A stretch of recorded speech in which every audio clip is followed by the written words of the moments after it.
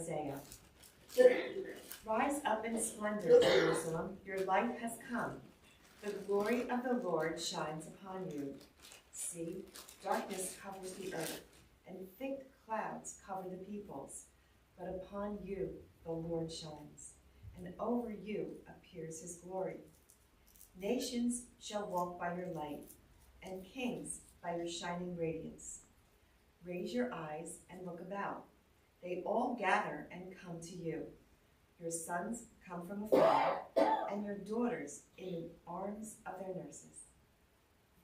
Then you shall be radiant at what you see. Your heart shall throb and overflow, for the riches of the sea shall be emptied out before you. The wealth of nations shall be brought to you. Caravans of camels shall fill you, dromedaries from Midian and Ephah, all from Sheba shall come, bearing gold and frankincense, and proclaiming the praises of the Lord. The word of the Lord. Thanks be to God.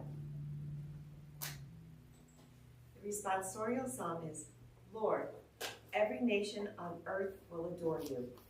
Lord, every nation on earth will adore you. Lord God, with your judgment endow the king, and with your justice the king's son. He shall govern your people with justice, and your afflicted ones with judgment. Lord, every nation on earth will adore you. Justice shall flower in his days, and profound peace till the moon be no more. May you rule from sea to sea, and from the river to the ends of the earth. Lord, every nation on earth will adore you. The kings of Tarshish and the islands shall offer gifts. The kings of Arabia and Seba shall bring tribute. All kings shall pay him homage. All nations shall serve him. Lord, every nation on earth will adore you. For he shall rescue the poor when he cries out, and the afflicted when he has no one to help him. He shall have pity for the lowly and the poor. The lives of the poor he shall save. Lord, every nation on earth will adore you. A reading from the letter of St. Paul to the Ephesians. Brothers and sisters, you have heard of the stewardship of God's grace that was given to me for your benefit, namely, that the mystery was made known to me by revelation. It was not made known to people in other generations as it has now been revealed to his holy apostles and prophets by the Spirit, that the Gentiles are co-heirs, members of the same body, and co-partners in the promise in Christ Jesus through the gospel. The word of the Lord. Thanks be to God.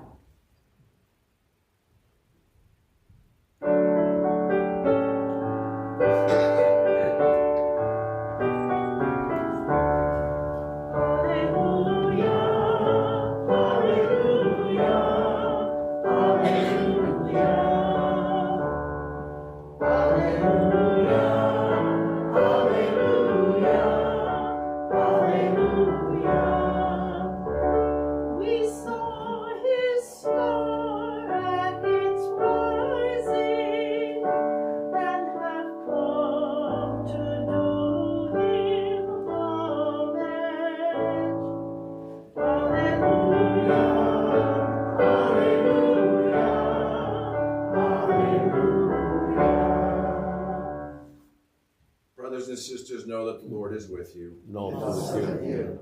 This is a reading from the Holy Gospel according to St. Matthew. Glory to you, Lord. When Jesus was born in Bethlehem of Judea in the days of King Herod, behold, Magi from the east arrived in Jerusalem, saying, Where is the newborn King of the Jews? We saw his star at its rising and have come to do him homage.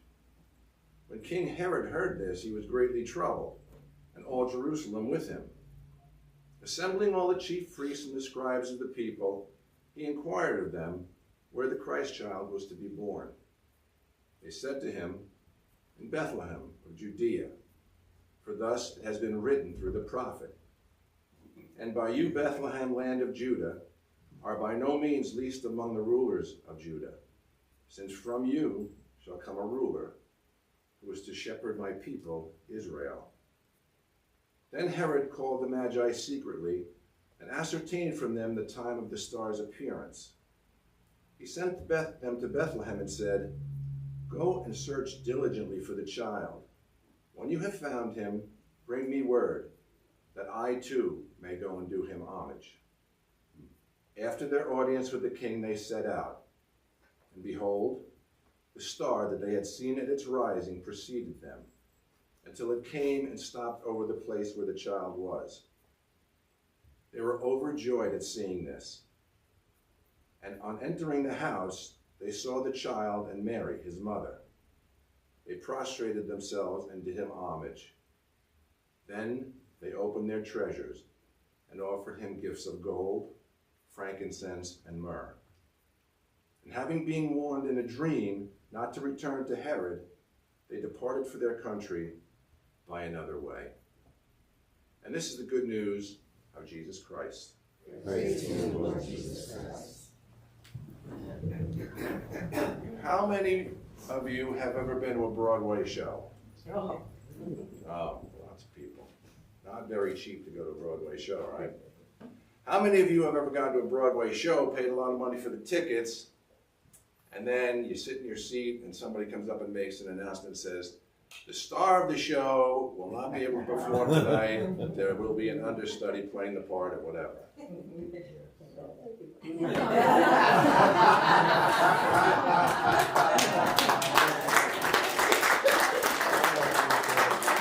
For those of you who were expecting the star of the show, just hold on to your ticket stubs. You might be entitled to a full or partial refund. We'll see how it goes. So anyway, who knows what a prop comic is?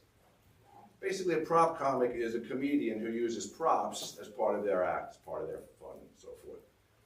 Good Shepherd, and I've learned a lot of things from Father Drew in the last 7 years, not just since I've been studying for this, but a lot of things from Father Drew. But Good Shepherd is really probably the only parish in captivity that has a prop pastor. Right? Father Drew's up here, giant pictures of the earth, Fish. rocks, goldfish, power tools, whatever, I don't know. So I figured, I'm going to do my first homily, I should take a little of that from Father Drew. So I have a little, it's not a game, but a little exercise for us all. How many people, what do we think are the two farthest points in this little chapel between one another? Would anybody think it's from this wall to this wall? No. How about from the floor to the top of the ceiling? No. How about from that back wall to this front wall? Right. Pretty much in agreement. So let's test out the theory here. I've already done measurements, so I know what they are already. But let's just go with the one that everybody seems to agree on, the longest one. Now, I will tell you that the distance from that back wall to here is 7 feet, because it's difficult to measure through the altar. So this is 7 feet. Whatever the balance of is, we'll add to this 7 feet, okay? So I need a volunteer from the audience. I'll just pick my lovely wife here. So if you'll take this and go to where Bev is.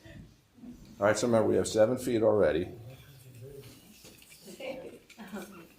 George. So this is 29 feet. So 29 feet plus 7, 36 feet. And this is my cousin Benny, right? Everybody see that? Yeah. Now, Mrs. Riley, and only Mrs. Riley, how many fingers am I holding up now? You can let go of that. No, it's just in the shell. It's not getting crazy.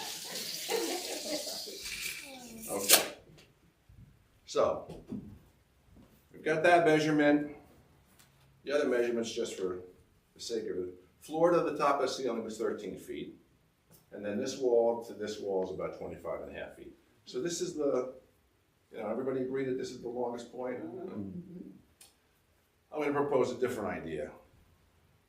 I'm going to propose that the biggest distance between 2 points in this room is somewhere between 12 and 16 inches. That's the distance between the brain and the heart. Big distance, sometimes. Big distance. We all know that the heart, we've heard Father Drew talk about this, the heart, science has proven that the heart basically has almost a mind of its own. Scientists have proven it. Scientists have studied the heart. They know that it's got its own nervous system.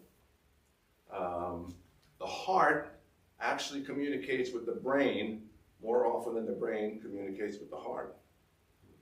I mean, when you think about what Father Drew says, where your heart is, there is your treasure. Blessed of the pure of heart, they shall know God. People figured this out a long time ago. What's the first thing, for example, what's the first thing you do if you hear either really good news or really bad news? It's the first thing you do, right? Everybody. It's almost as universal as a smile is. It's just a reaction people know to go to their heart. Now the brain is a little bit different. The brain is more analytical. The brain is more focused on the facts and figures and so forth. Now, getting back to science, most scientists will say, well, the mind is contained in the brain. That's where thoughts come from, ideas, inspiration. Everything comes from gray matter in the brain. Now, I'm not a scientist, can't prove this, but I have it. My theory is that the brain is nothing more than a processor. I don't believe the brain is where ideas, thoughts, spirituality, inspiration come from. I believe that comes from what Drew always talks about. The consciousness that we will always be aware of when we leave our bodies. That's where those things come from, in my opinion. I feel like it's the brain that takes those things and interprets them. But it would be like if you got a brand new computer, you bring the computer home, and you're dying to find out some information. You plug it in, you turn it on. Who won the World Series in 1947? What happens? Nothing. Nothing. You plug your computer in, nothing happens. I don't get it. I thought the computer was supposed to know these things. Who won the World Series? Nothing. And the next thing you get is no internet connection. Oh. So you mean the computer, the brain, it doesn't have all the answers. It doesn't have the ideas, the inspiration, and so forth. The internet has them. The internet, if you have that computer for 10 years and it dies and it can't do anything anymore, the internet's still going to be out there. Millions of people are still going to be using it. They're still going to get those ideas, thoughts, and everything as long as they're connected to the internet. So the internet, to me, is sort of the spirituality, the essence of who we really are. Without it, the brain doesn't function. It doesn't give us thoughts, inspiration, ideas, inventions, brilliance. None of those things. As soon as you plug it into the internet, it works fine, right? So I'm bringing this up because, I mean, there is this natural dichotomy between the brain and the heart. It's not that they don't like each other. It's just that they run in different circles. And the reason I'm bringing this up is because I thought it would be an interesting idea to apply this to literal interpretations of the Gospels and the Bible and interpretive ones.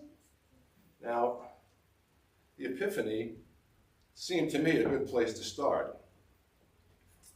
The Epiphany commemorates the Magi coming to see the Christ child. It was always celebrated on January 6th, but in 1970 they changed it to the first Sunday after January 1st, which is why we're celebrating it on January 5th today. So some Eastern Christians actually think the Epiphany was the baptism of Jesus with John the Baptist. And some Western Christians even think that the Epiphany was the Feast of Cana, the wedding of Cana, where Jesus performed his first miracle. But the common acceptance is that it's the Magi's visit to Jesus, the presentation of Jesus to the Gentiles, essentially. Now, the Magi are only mentioned in the Gospel of Matthew, no place else. And in the Gospel of Matthew, as you've heard, there's nothing specific about who the Magi are, how many there were, where they came from, what their names were. None of that is mentioned in the Gospel of Matthew. These things came along much later. Christians later on started adding their own flavor to these things. Now, the word magi is a Greek word which means wise men. Some people interpret that to also mean astrologers or astronomers because these people were star followers. Then later on, the magi, the wise men, became kings. Kings comes basically from an Old Testament prophecy that said the Messiah will be worshipped by kings. All right, so let's make them kings. Don't know when, when they got their names were like, they didn't appear till the 8th century. Balthasar, Melchior, Caspar. Not in the Gospel of Matthew. So years and years later, these things were added. And Matthew actually likely got his story about the Magi from Isaiah 60, which Karen read. Camel shall proceed and bring gifts of frankincense and gold. And then I guess somebody added myrrh at some point, so they became 3 kings. And a lot of what happened, in these Gospels comes directly from Old Testament readings. So now when you're talking about literal interpretations of things, you got to think, Matthew wrote something, and then years later it got changed into something else. So is this really exactly how it happened? Well, there are people who interpret the scriptures, and they use some literary techniques. One is called exegesis. Now, exegesis is simply somebody reads something, and then they try to derive meaning from it. Now, there's another thing called eisegesis, where people read something and say, I'm going to give it my own interpretation. Then there is a third element, which is called hermeneutics. Now, hermeneutics is a technique that's widely used by biblical scholars and so forth to try and find out the real meaning of what things are.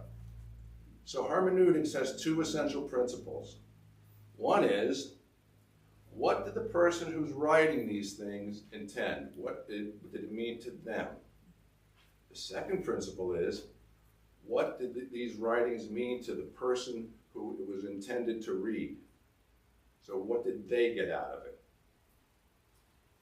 Once you can figure that out, you can kind of get more of a sense of what really is meant here. For example, let's say there are 2 friends who really love Christmas. Can't wait for Christmas every year. So one friend decides, I'm going to send a note to my friend.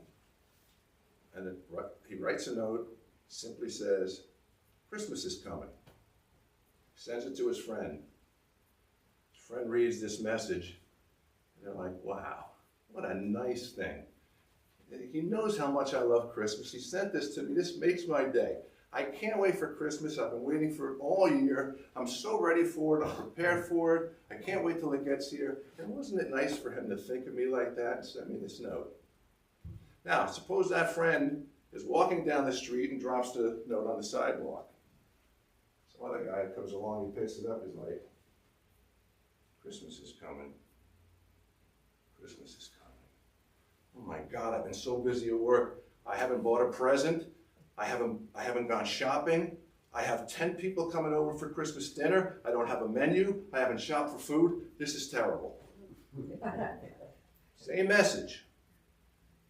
2 different people interpreting a different way. What was the real meaning? Well, the real meaning is what the original author and the original receiver of the message got out of it. So it makes it like very difficult when you think about the scriptures and how many interpretations there were.